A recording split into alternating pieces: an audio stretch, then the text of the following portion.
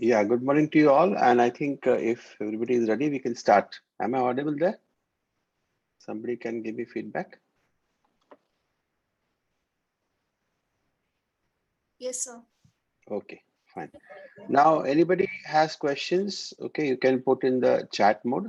All right, there. You have a chat. I will have a look at the chat. I have opened it, and that is how we'll have it. In between, I will stop for some time. Okay, once I pass through the slides, and you're free to ask questions. If a query is there orally, also you can ask. Okay. So to share, we'll be dividing this peptic ulcer into two classes. So this is the first one. And what I will do is later on, I'll let you know through your CR Mohit when we'll have the second class. All right. Is this visible? The screen is visible. The title is visible. Yes, sir. Okay, fine. So today we'll have little discussion about peptic ulcer disease, and all of you must be quite familiar with it. You must have read about it in the earlier classes, pathology, then pharmacology, some other places where treatment of peptic ulcer disease has been described. Okay, so we'll see from the surgical point of view what is the importance of peptic ulcer disease. Now, regarding epidemiology, I'll try to send this PowerPoint. It had a lot of pictures, so the file was very heavy. Otherwise, if they sense what I'll do is few of the pictures I'll remove it and then send this file, so you don't have to. Otherwise, also I think this is getting recorded, so you can have a look at it. So once upon a time, basically there's a paradigm shift for the treatment of peptic ulcer disease. Once upon a time, peptic ulcer was considered like diabetes. Like once you have it, always you'll have it.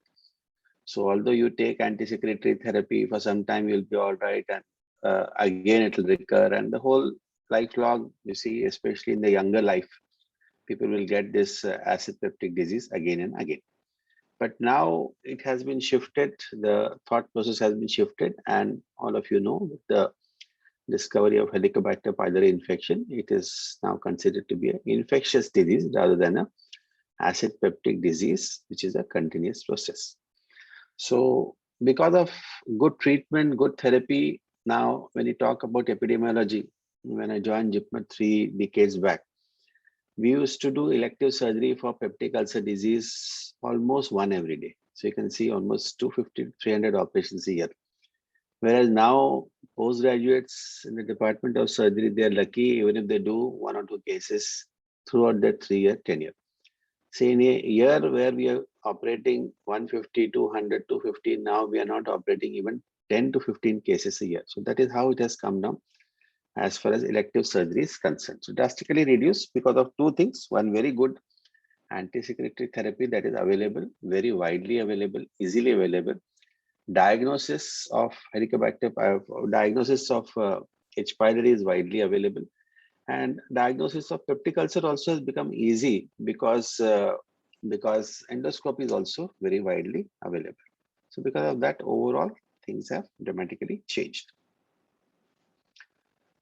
So these are the people who actually, sorry, I thought there is some chat here. That's why I opened it. Okay. Uh, these are people who are credited with the discovery of Helicobacter pylori infection, and they were awarded the Nobel Prize. So this is a photo in 1984. That is the time they discovered. This is Barry Marshall. He was a young gastroenterologist. He was a registrar actually. When he thought that there is something like H. pylori which can be there in the stomach, and this is what they did. They did the investigations to find out how to culture Helicobacter pylori infection. So what they were doing is they were taking the endoscopic biopsy pieces, plating it on the culture plate, and then seeing it after 48 hours, thinking that something will grow. Because the belief that time was that because the intragastric milieu is acidic, nothing should grow there. That was the belief. So what happened is people were not believing that what he said, that there could be some bacteria which could be the cause of this ulceration. So both of them tried. He was a senior pathologist, Robin Warren, in Perth Hospital, Australia. And 34 biopsies they saw, 34, imagine, continuously 34 times. They didn't They could not grow anything. 35th biopsy, the lab was closed because it was an extended Easter holiday. So they could not see the plate at the end of 48 hours. So they had to wait for another 3 days for the lab to open. And when they saw the plate after the fifth day, they saw something has grown on that. And when they actually found out what it is, it was like a Campylobacter jejuni, they thought. So they called it like that. Then because it was found in the pyloric region, they said call it Campylobacter pyloridis, Campylobacter pylori. And then in 1989, following the rules of taxonomy, it has been changed to Helicobacter pylori infection. For the last 3 decades now, it is called as H. pylori infection. Little bit about the background, you must have read about it in microbiology. Now H. pylori is a very widely known organism. So gram-negative rod, 4 to 6 flagella, resides only in gastric type of epithelium. And this is the main reason why it has become very well known. 90% of duodenal ulcers and 75% of gastric ulcers are associated with H. pylori infection. And these are 3 mechanisms, potential mechanism, production of toxic products. So H. pylori have different stains, CAG-A, VAC-A. CAG-A means cytotoxin associated gene producing strain, and then VAC-A is it will produce vacuoles in the cytoplasm, vacuoles. That is why it's called VAC-A. So all those things will destroy the cells and produce ulceration. And it also increases the gastrin levels. What happens is inside the stomach, whenever the what is the stimulation for gastrin when it should increase? Anybody can tell orally, or let me see how the in this chat process. Sorry.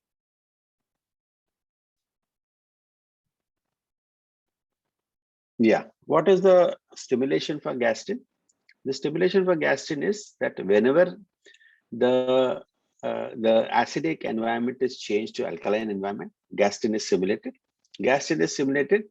It indirectly then it stimulates the mechanism by which acid secretion is there, and again the pH of the intragastric level is brought down. So this is the mechanism. If somebody eats food, the pH will go up.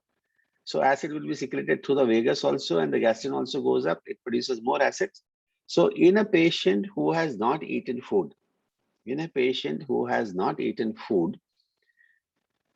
H. pylori actually leads to increase in the alkaline medium stomach. I'll tell you a little later how and why. So that actually produces increase in gastrin level. So patients of H. pylori infection will have increased gastrin levels in the body, hypergastrinemia, what we call it as, and that is one of the causes of peptic ulceration. The other cause is that it causes H. pylori infection causes destruction of anti-D cells. D cells. D cells produce somatostatin. So the DG ratio means the numerator is D and denominator is G. G cells produce gastrin, D cells produce somatostatin. That also comes down. So this little bit about mechanism, how it H. pylori leads to infection. This is the other cause. In the West is quite common. A lot of people will have the longevity is there of age and arthritis, and they'll be on long-term NSAID use. Fortunately, in India, long-term NSAID use is not a very common problem. Okay, especially to the like a public sector hospitals, we don't get patients on long-term NSAID. But this is one of the other causes of ulceration. Especially this leads to gastric ulcers. So once a patient has got ulcer, especially a gastric ulcer, there is a classification based on the site of the ulcer. And this classification also helps to find out what type of ulcer this could be, acid producing ulcer, or the overall acid output is low in this type of ulcer. So I will show you by pictures, it's easy to identify. If you see type 1 ulcer, it is near the incisura. This is the area of the incisura. So this is type 1 ulcer. Not usually associated with high levels of acid output. Then you have type 2 ulcer. Type 2 ulcer means there is an ulcer in the stomach and there is ulcer in the duodenum. Type 3 ulcer, you have a pre-pyloric. This is a pylorus. You have within 2 to 5 centimeter a gastric ulcer. So this number 2, where you have an associated duodenal ulcer, and number 3, where you have a pre-pyloric gastric ulcer or pyloric channel gastric ulcer. In these two conditions, you have high acid output. So we'll see the importance of this later on when we do management, when we look at the management of peptic ulcer disease. And then there's rarely you can get an ulcer which is high up on the stomach, close to the cardia. So how do you manage this sort of ulcer? This is a Johnston's classification of gastric ulcers. So type 1 near the incisura, type 2 gastroduodenal ulceration is called as, type 3 pyloric channel, and type 4 is a proximal gastric ulceration.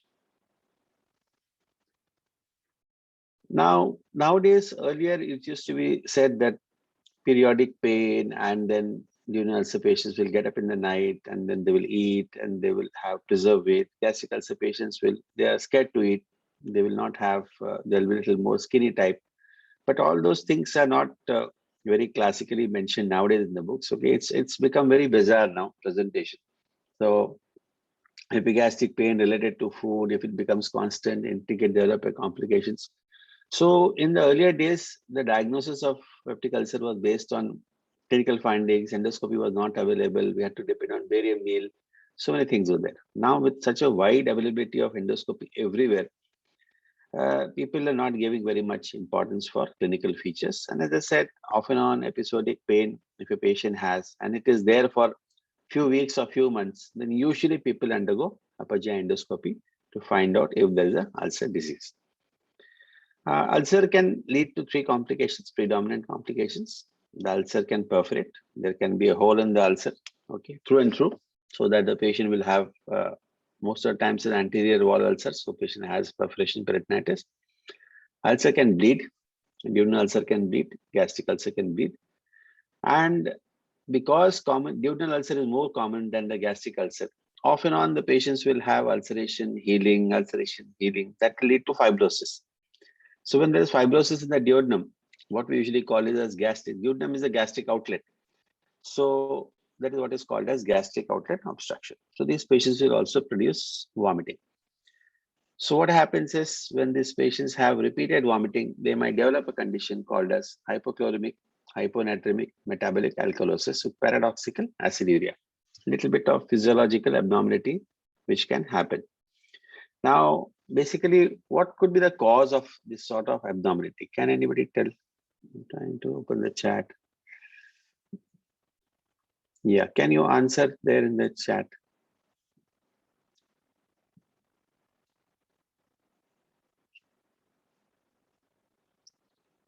Is anybody answering? Because I'm not able to see. Let me now reduce this.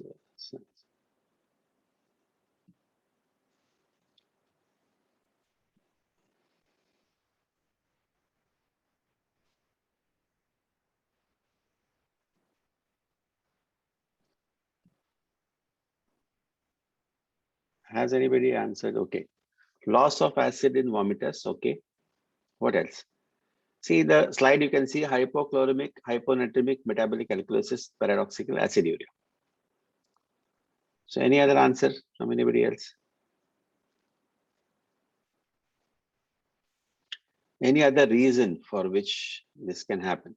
See, loss of acid leads to metabolic alkalosis.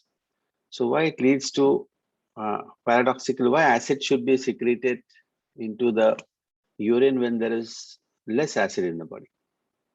That is why it's called as paradoxical aciduria. Any other answer from anybody?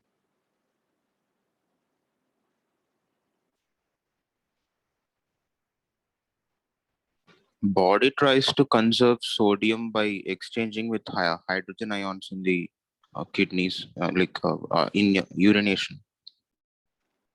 Okay. All right. Any further? What else?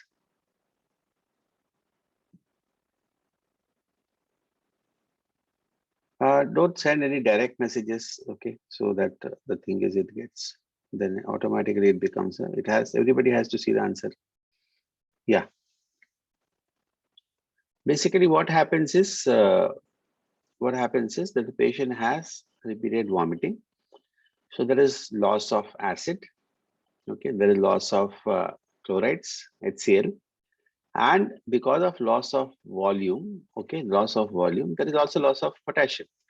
loss of volume, the aldosterone mechanism is stimulated. So what will happen? It will try to conserve the sodium. So in the kidney, HCO3 is lost because you have metabolic alkalosis, and in exchange you have to when that mechanism is going on to retain the sodium inside, and sodium is Na plus ion. You have to send out what are the other plus ions? You have the potassium K plus, or you have H plus. Now the body tries to send out potassium. When the body tries to send out potassium, now potassium is also low. This is hypokalemia also. So the body is forced to send out acid, H plus ion. So that is what it is called as paradoxical acid urea. Okay, so that is what happens in these patients. So I hope all of you understood. I'll repeat the mechanism. One of the mechanisms is one of the parts of the mechanism is that HCO3 is lost to remove excess of alkalosis.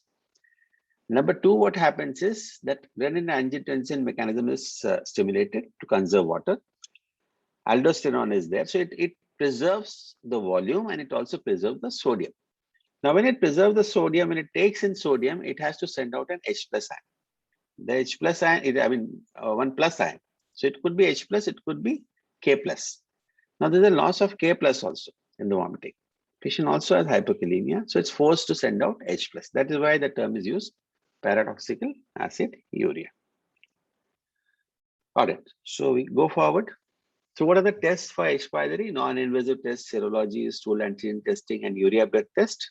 Okay, the principle is you identify the H. pylori in stool. Serology is H. pylori produces antibodies, so you can assess.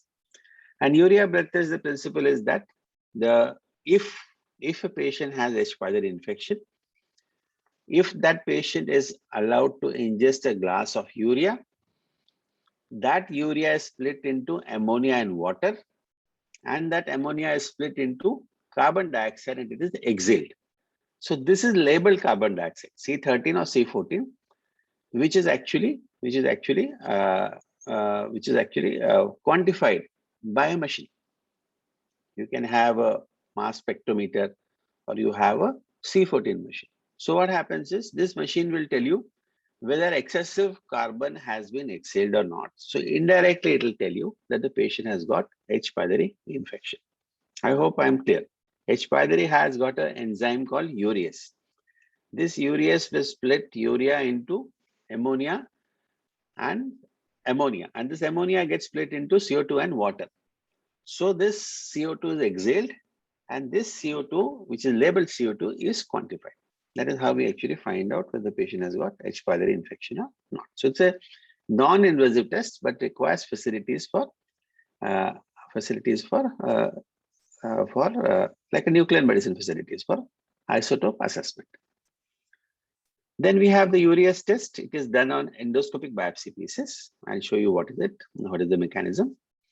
Then histology, gold standard. You see the organism, Giemsa staining, and then culture. Culture is very difficult to culture, but suppose a patient has got resistance, then there's no other go. And if you have facilities for culture, you'll have to see what is the culture sensitivity report for this organism. So I'll show you now. So this is what is the urease test, what we do. This is a urea solution. Now this has got urea, this has got an indicator, and this has got an antibiotic. So what happens is the urea solution, we put an endoscopic biopsy piece inside this. So what will happen? If the endoscopic biopsy piece has got H. pylori has got urease, that urease will split this into ammonia and water. So what happens is this ammonia will raise the pH of the solution. There's a phenol red indicator in this solution. So this risen pH of the solution is picked up by phenol red and it will change into color. So as far as then the endoscopy room is concerned, if you put these two pieces of biopsy inside, if you find a change of color to this, it's a positive test. Very simple test. Now somebody will ask how long we wait? 24 hours. Maximum 24 hours we wait. Why antibiotic is put? So we don't want any contaminants to cause a false positive reaction. So this is the principle of urease test. Very simple test. It is a endoscopic suit test. You just have to put the endoscopic biopsy pieces and you get the report. So this also used to marketed as, when it was called as Campylobacter-like organisms. That is the time. This is one of the first tests described for urease test described in the world in the early 90s. CLO test it was called as. And this is the histopathology by Jim Sustain. You can see this is the organism. So you have a lot of mucus here. Under the mucus, it will reside. It has got flagella. It goes inside and stays beneath the mucus. That is why the intragastric acid cannot destroy the organism. That is the pathogenesis of protection of H. pylori within the gastric acid. Then you have, this is a serology plate. Okay, this serology plate is we usually do a ELISA test and find out it has got a coating with antigens. And when the patient has got antibodies, there is the antigen antibody complex combination and the change of color. And then in a ELISA reader, you can read it. These dark yellow wells are the positives and the lighter ones are negative. But the problem with serology is that you cannot diagnose current infection. If a patient had infection in January and the antibodies are persisting in May, we can't dogmatically say patient has H. pylori infection. They could be only antibodies. That is why serology is just overall okay for screening method. Otherwise, in the day-to-day practice, serology has got limited uses. So those are the tests for H. pylori infection. So I will stop here for a minute. Now, if you have any questions are there, you can put it in the chat. Avoid asking me orally because then a lot of people can ask in chat. Okay. So any questions up till now? Any points anybody wants to ask? Any clarification?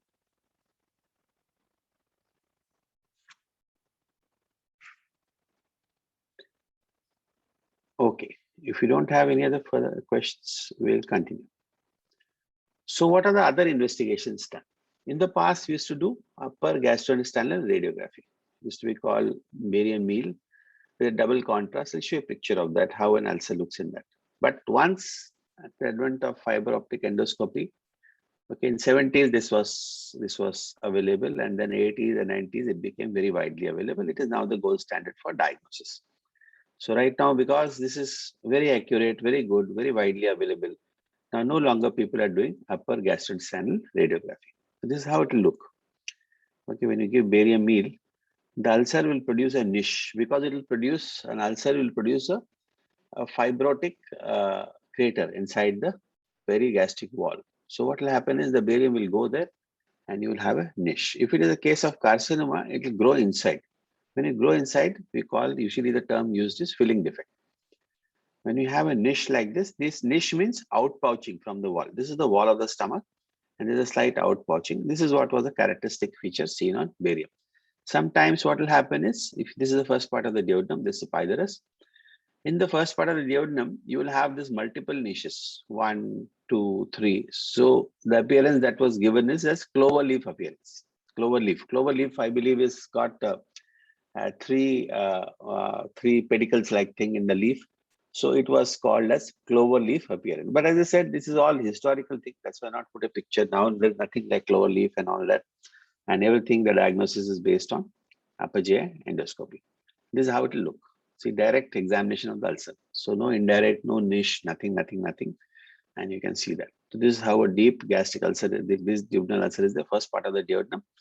And you can see that this is how it will look.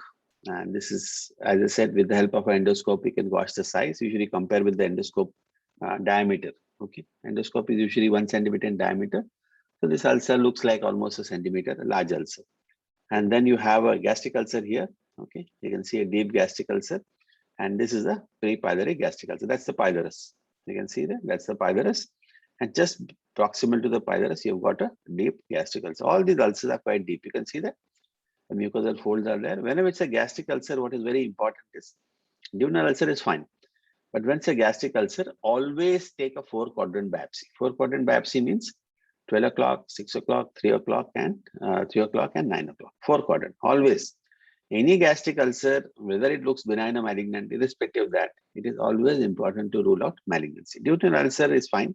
Malignancy is extremely uncommon at duodenum, so we don't bother much about it. Okay, that's a point you should remember. But these are all benign ulcers and they've got a very characteristic look. You can see the endoscopic mucosal folds they are reaching the ulcer. In malignancy, they don't reach. Then this depth is there. There's no elevation. Okay, and this typical yellow slough. All these things are features are suggestive of a benign gastric ulcer. So how do you treat ulcers? Once you have diagnosed an ulcer, okay, we'll tell them lifestyle modification, stop smoking, reduce coffee, alcohol intake. Okay. Hmm. And NSAIDs change to COX-2 inhibitors and all that. Then some antacids. Okay. Although, as I said, these are not the frontline therapies, but these are supportive therapy. H2 receptor antagonists, some people might still use, but it's not common now. And this is the prime therapy for this proton pump inhibitors, PPI. Okay, so for any ulceration, now PPI is given, and that's the mechanism. All of you have finished pharmacology. I'll not go into detail how these drugs act. Sometimes what happens is patients are in ICU and they have some bleeding from the ulcer. So we can give sometimes a drug called sucralfate. Sucralfate is a drug which acts locally. It provides a coating on the ulcer. So it gives a protection to the ulcer. So when there's a coating and protection to the ulcer, then actually this sucral can be used. Otherwise, the frontline therapy for any patient who has got a peptic ulcer disease is this H. pylori infection treatment. Because you have to diagnose H. pylori infection, most of the gastric ulcers, 80% are associated. 90 to 95% of duodenal ulcers are associated. For duodenal ulcer, you don't have to make a H. pylori diagnosis also, because the accuracy of the test is 90 to 95%. So even if it is negative, patient still could be having H. pylori infection. And different regimes are used. Okay, this you can read the slide here. That OCA classical triple therapy. I think I'll show it in the next slide so you get an idea. Okay, so these are the different regimes that are used.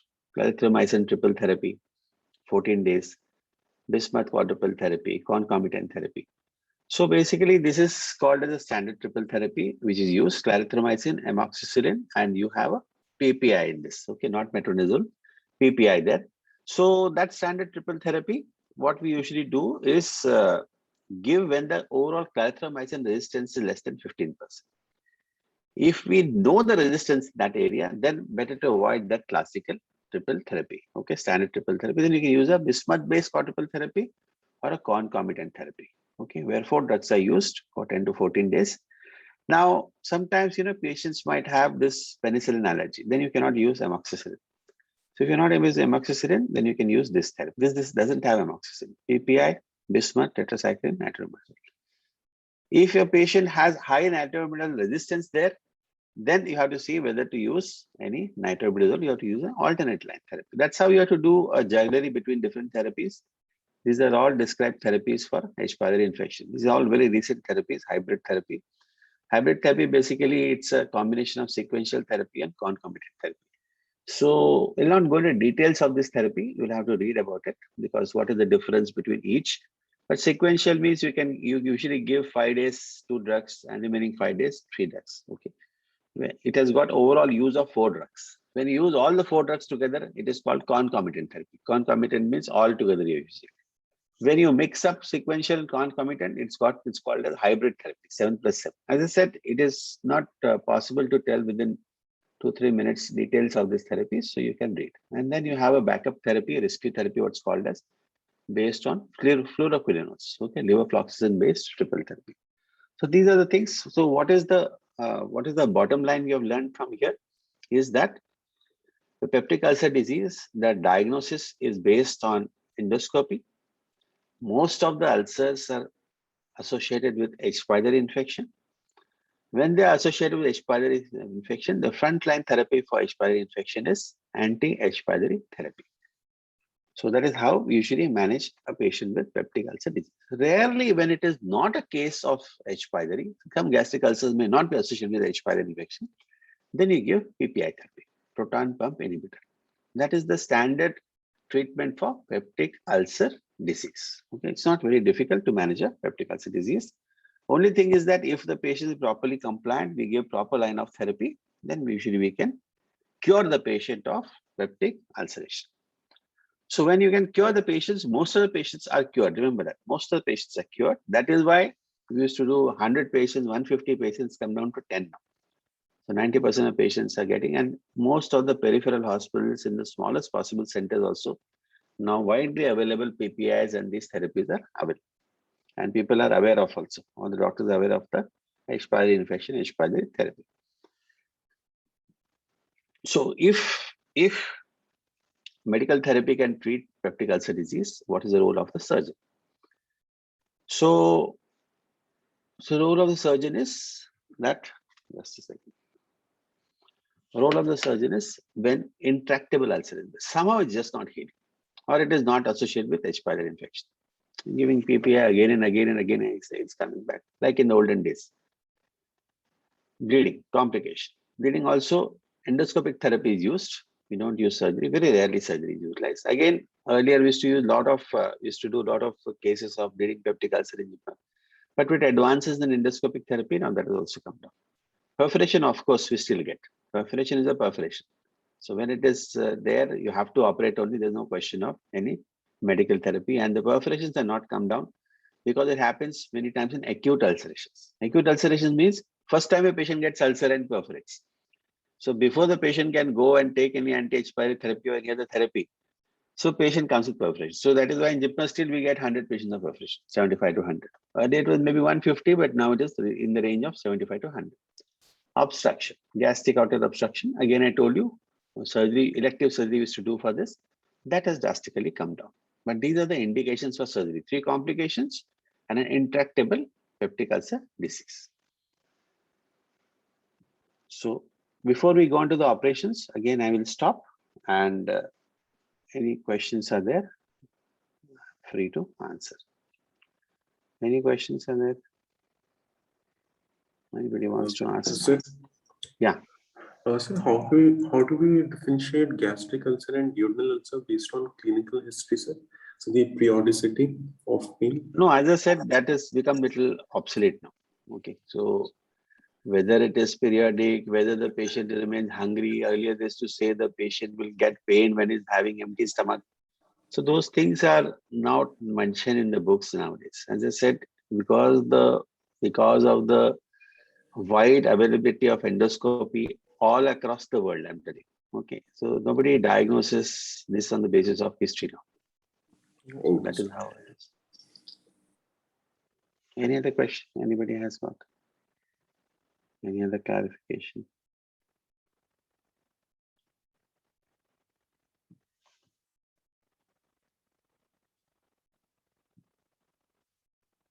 Okay, so what are the operations done for this? What are the operations done for peptic ulcer? So you have to do acid reducing surgery. You have to do acid reducing surgery. When we do acid reducing surgery, let's say truncal vagotomy, the vagus also supplies the pylorus. So there can be some dysfunction of the pylorus. So we might have to do some sort of surgery on the pylorus or some sort of surgery to bypass the pylorus. So this is a total operation which is usually carried out. Okay, so this is the operation which is carried out. We also know that gastrin is also a stimulant of acid secretion. So some of the operations apart from vagotomy might include removal of the gastrin source. Gastrin sources, where does the gastrin, where do the G cells lie in the stomach? Anybody? Body and fundus. No, G cells lie in the antrum of the stomach. Okay, antrum. So the operation is a combination of vagotomy and antrectomy. Okay, so that is one of the operations described for peptic ulcer disease. So that is how we usually describe the operations for peptic ulcer disease. Now, what are the operations now? So this is the vagal innervation. Again, physiology, I'll not go how it produces. So you have basically in the thorax, you have a left vagus and a right vagus in the thorax by the side of the esophagus. Then the esophagus takes a turn in the stomach, which is a, you can say clockwise turn. So when it takes a clockwise turn, okay, what happens is the left vagus becomes the anterior vagus in the abdomen and the right vagus becomes the posterior vagus in the abdomen. So this is what you have to remember. Patient has got an abdominal aorta, abdominal esophagus, okay, just anterior to the abdominal aorta. So that is where you can see this, an anterior vagus and a posterior vagus. Remember that in the books, many times they describe left and right. So in the abdomen, it becomes anterior and posterior. And in the thorax, it is left and right. So left becomes anterior, right becomes posterior. That is what you have to remember. So when we do a truncal vagotomy, we usually what we do is we remove. I'll just show you. These are intraoperative pictures. You can see that this is the area we look for. We look for the ulceration. So this is the pylorus, and we can see there is a lot of fibrosis post pyloric region. So this is an indication that this patient has got, and stomach is also thick and dilated. So this is an indication that this patient has got already preoperated endoscopically. We have diagnosed gastric outlet obstruction. Patient will have either a pyloric stricture or post pyloric stricture. That is how we diagnose it. So now we have confirmed this intraoperatively. There is no mass lesion. It's not a case of gastric cancer. And now we go ahead with the operation. So this is the area. This is the esophagus, abdominal part of the esophagus, which continues as the stomach. This is the gastroesophageal junction. This is the red rubber catheter, which is hooking the esophagus. And then on the posterior wall, this is the aorta actually. This is on the aorta, you can see the vagus. This is the posterior vagus. So you have done a vagotomy. You can see that the vagus is held and the vagus is sectioned. Nicely, we remove a large chunk of vagus, about 4 or 5 centimeters, so it should not stick and again regenerate. So similarly, the anterior vagus will lie. There's no pictures of anterior vagus here. It will lie on the anterior part of the stomach. So that has already been done. Then we hook the esophagus and clear the posterior vagus. Sometimes this posterior vagus will give a small branch on the posterior, and it will go into the posterior wall of the stomach. Small branch. So sometimes you can miss that branch. If you miss that branch, then it can lead to recurrent ulceration. So can anybody tell me what is the name of this branch I'm talking of? Criminal I want, meningiopathy. yeah, I wanted to type so that, the thing is, there could be others also would like to answer. So avoid answering orally as far as possible. And there are so many students, your batch is not answering questions at all. They will fill up 15, 20 answers immediately, you see. So, okay. So it is called as criminal nerve of Grassi. Yes. And now this is an operation called as gastrojejunostomy. That means the anastomosis between the stomach and the duodenum. So why do we do that? Now this is the stomach. So this is the vagus which supplies this portion and this portion. You can see this portion of the vagus, this portion which is supplying the pyloric region. So I want people to type what is this portion of the vagus called as, which supplies the vagus, which supplies the pylorus. Yes, I'm waiting for the typed answers. 2 or 3 people at least. Lethargy. Yes, very good. So this is called as nerves of lethargy. He described it. So when you're doing a vagotomy, when you do truncal vagotomy here, the trunk is disconnected, okay, or it's excised. This nerve of lethargy also is gone. So what is the, now my next question to you, okay, again, I want people to type an answer. What is the function of nerves of lethargy on the pylorus? The answer, the letargit, that is what it is pronounced, letargit, L-A-T-R-J-A-T. That's the answer. Yeah. What is the function of vagus on the pylorus? The function of dilatation of pylorus, sphincter constriction, motor branch of the pylorus, pyloric relaxation. That is how is the answer that should be given. So vagus, what it does is basically it leads to contraction of the stomach and relaxation of the pylorus.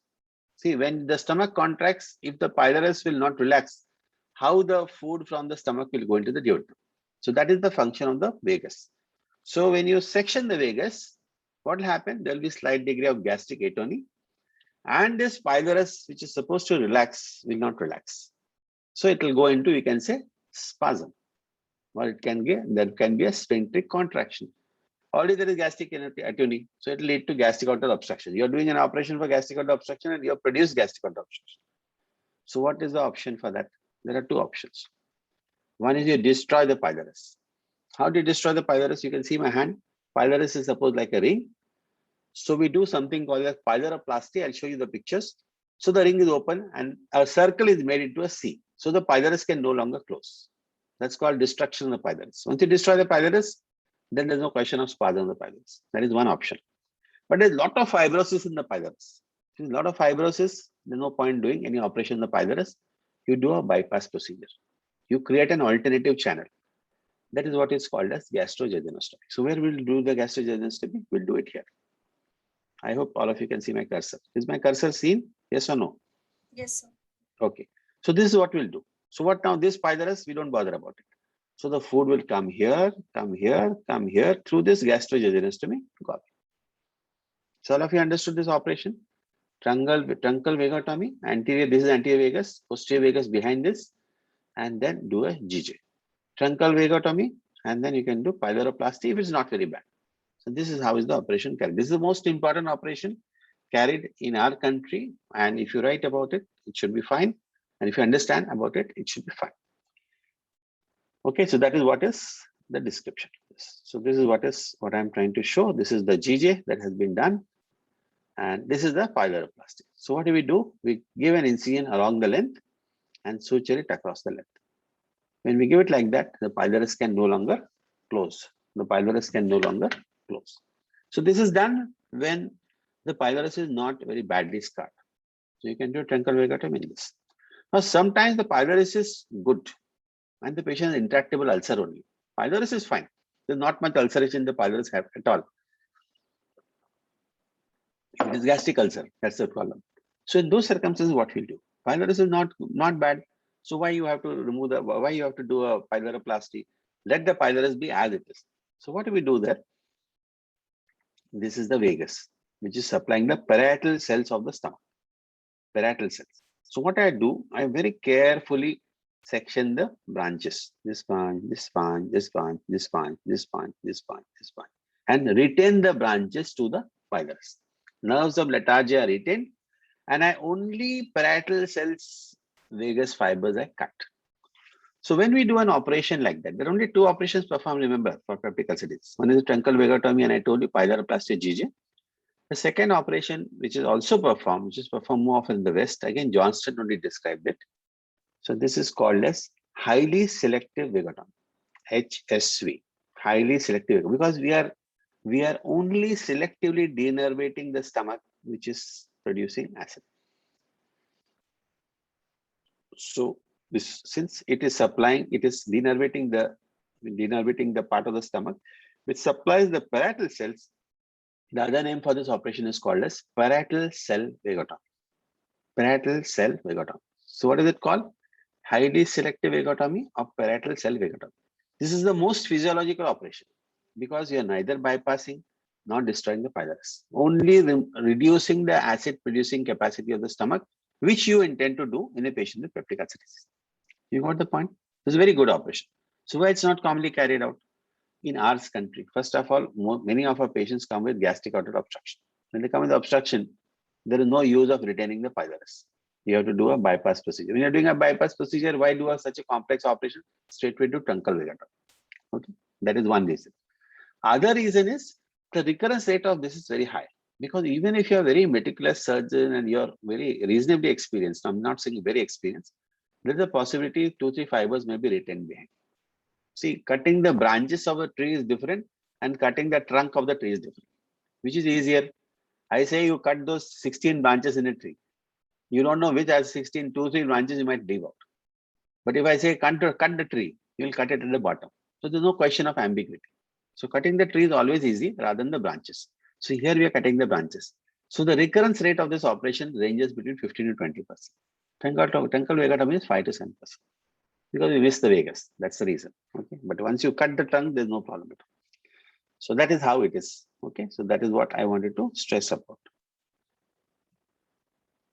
So this is about, it's called as Heineke Mikulicz pyloroplasty. I think because of this, it's getting covered. Heineke Mikulicz pyloroplasty. Okay, that's the name. There are some other types of pyloroplasty, but this is the commonest one which is carried out. Okay. Yeah. Now, sometimes we have a type 3 gastric ulcer. What I said, pyloric channel. It has got the highest BAO, basal acid output. So it might require a double operation. That means vagotomy also should be done. G cells also should be removed. So it's a type of gastrectomy only. So that is called as truncal vagotomy and gastrectomy. Least recurrence rate, less than 1%. But because it is a gastrectomy, it's not a operation of the stomach which retains the whole stomach. Complication of gastrectomy step 2. So mobility is high. So not commonly done. Okay. But it can be carried out in patients where you have done estimation of studies and you find the ulcer is sitting in the pyloric channel. So we know that this has got a likelihood of high acidity, high acid output. So in those circumstances, you can consider this operation. This is the third operation. Okay, but I said this is least performed. So commonly it is TVGJ. In the West, in the past. Nowadays, remember all elective surgeries come now. This I am telling a little bit of the past. So you can consider doing an HSV, highly selective vagotomy. The most physiological operation. That is why some people like it. Okay. I'm not going to this Billrod to Billrod one anastomosis. When you have a carcinoma stomach class, we will tell you about. As I said, with underlying malignancies and all that, we do recurrent ulceration. Okay, so this is again not very important. Laparoscopic procedures, tailors, and all that. Nowadays, we have robotic procedures and all that. So this procedures basically all types of operations. What I have told you earlier, see with laparoscope. It was not easy to carry out the operations. But with the advent of advances in laparoscopic surgery, robotic surgery, we can carry out the operation exactly the way we are doing it in open surgery. So the same operations are carried out as we do it in the thing. Okay. So the stump. This is a gastrectomy which is carried out, but gastrectomies are not commonly carried out for peptic ulcer disease. So intractable duodenal ulcer, failure ulcer to heal after initial trial of this medical therapy and all that.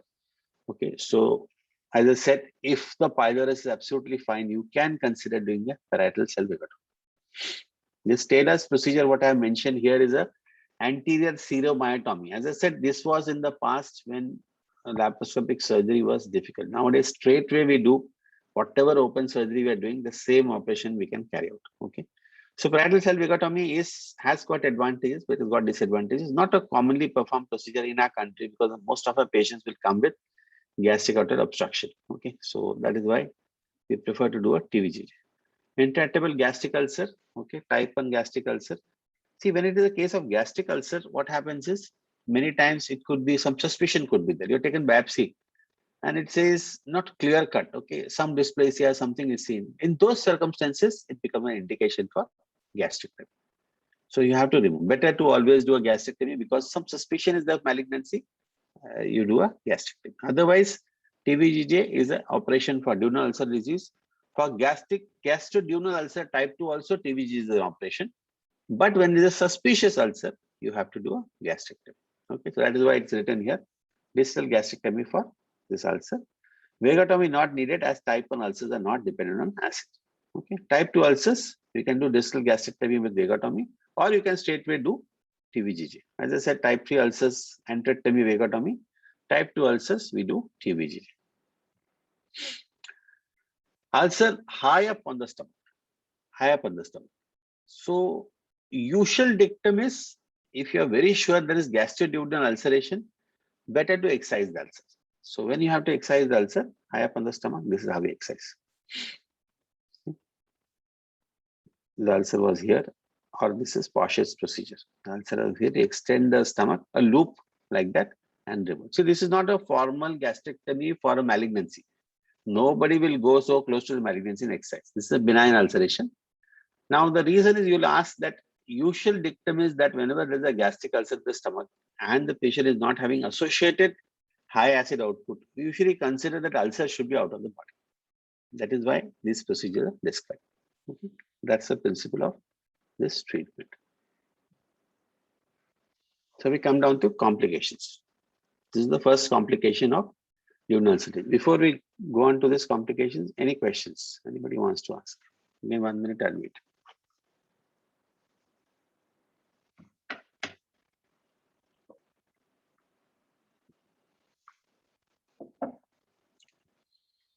If a patient has got a bleeding duodenal ulcer, okay, there is something called as Forest classification. Okay, that will decide what type of ulceration it is. You can read about it.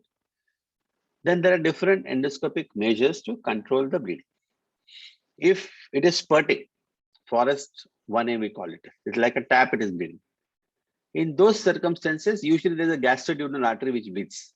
The duodenal ulcers which bleed are usually posterior ulcers. They will be on the posterior wall of the duodenum, and beneath that, underneath that, you have the gastroduodenal artery branch of hepatic artery. So that can really get eroded and can bleed very profusely. Then you use a clip method.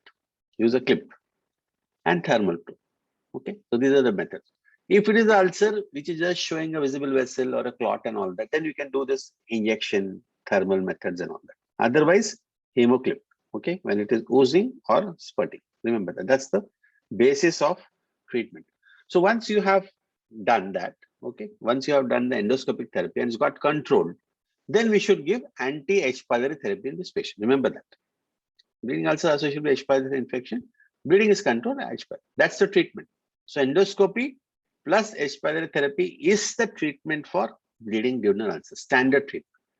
When there's a failure of endoscopic therapy, patient bleeding 2 times, you have done it 2 times, then you consider surgery for bleeding duodenal ulcer. So what surgery we do? This is the Forest classification. Okay. So I'll just wait for a few seconds, you can read it.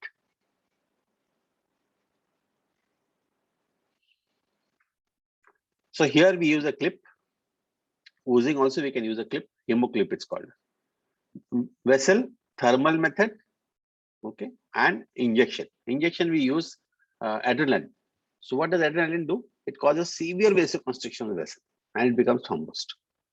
Clot also we do adrenaline because underneath the clot is the vessel. Thermal method, combination methods we use. Only brownish discoloration, we don't have to do anything. H. pylori therapy. Clean ulcer base, H. pylori. That's how we manage. That's why this classification is very important. Forest classification for bleeding duodenal ulcer. So this is how it is. See, spurting vessel. This cannot be controlled by injection and all. You require a clip. And if it doesn't work with clip, you have to immediately operate on the patient. And you see, this is oozing. This is the clot. All of you can see that there's a clot. Here you can see a vessel. This is the vessel.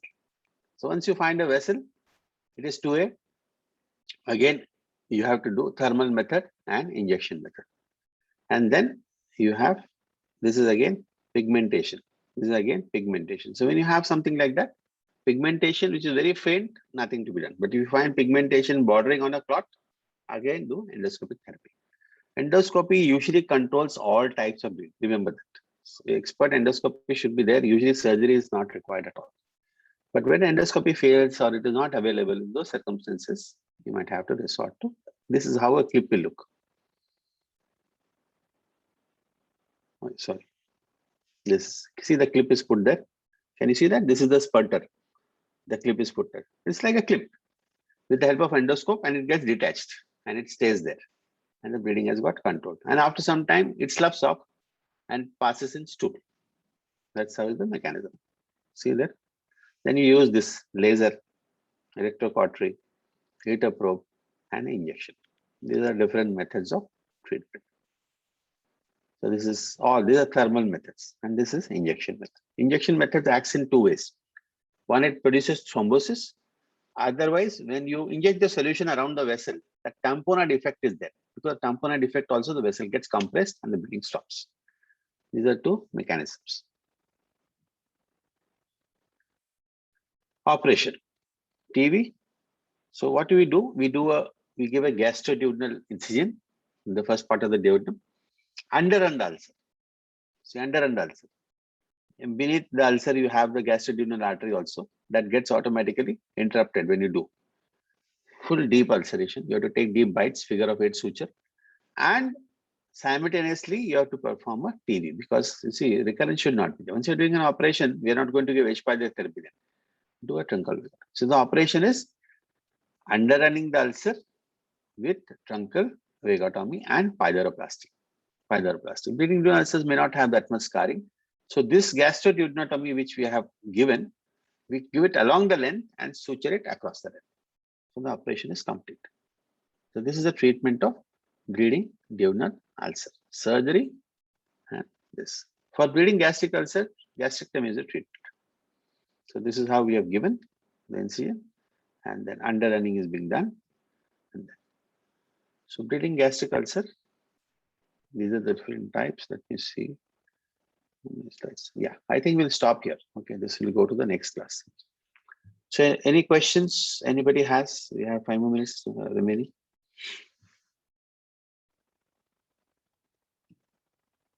Anybody wants to ask any questions, you're free to ask. Okay, there's a question. Could you repeat the indications of pyloroplasty? Pyloroplasty is done when a patient, just now you saw one indication, bleeding during ulcer. Other indication is when you have done a truncal vagotomy and the pylorus is not completely fibrosed. If the pylorus is fine and you have done it like only minimal scarring is there, then you prefer a pyloroplasty over a gastrojejunostomy. Pyloroplasty is more physiological operation compared to a gastrojejunostomy because the contents will pass through the duodenum and into the jejunum. So the complications of gastrojejunostomy, like dumping syndrome, the food gets dumped into the jejunum. All those things will not happen. There are many other complications, bile reflux, gastritis, so many things are there which can happen with a GJ, long-standing GJ.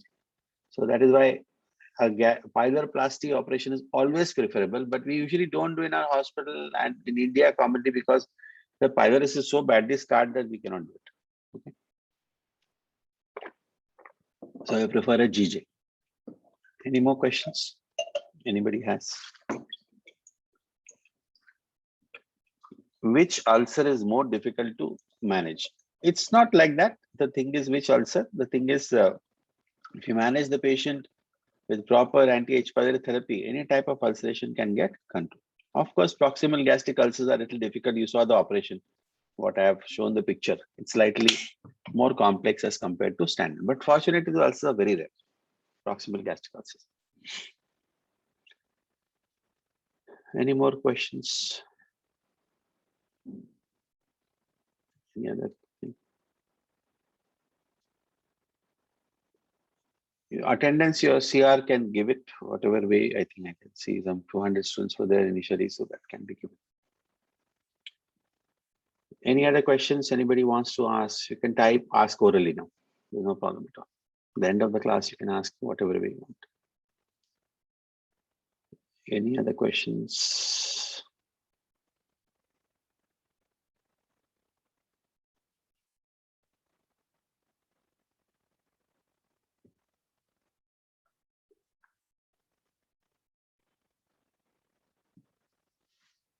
So the next half of the thing, I will let you know when you're going to have. If no further questions are there, we'll stop the class. Okay. Okay. Bye bye. I'm ending the meeting. I'm leaving the class. You all also can leave. Okay. Bye bye.